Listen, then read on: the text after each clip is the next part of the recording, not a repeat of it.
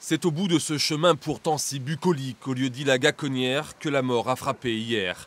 La découverte d'une voiture abandonnée juste ici, devant ces meules de paille, a rapidement intrigué un agriculteur.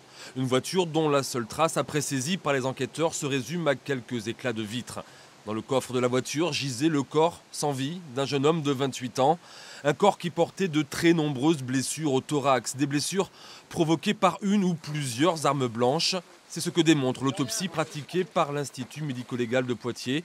Une autopsie très longue puisqu'elle a débuté en début d'après-midi et qu'elle est toujours en cours. L'heure de la mort remonterait à quelques heures avant la découverte de la victime, mais on ignore encore si le jeune homme a été tué ici ou dans un autre lieu. Selon les tout premiers éléments de l'enquête, la victime n'avait plus donné de nouvelles depuis la fin de la semaine dernière. Sa famille avait d'ailleurs signalé sa disparition. Règlement de compte, meurtre passionnel, rixe qui tourne mal, mauvaise rencontre. Les scénarios sont encore nombreux pour tenter d'expliquer ce crime.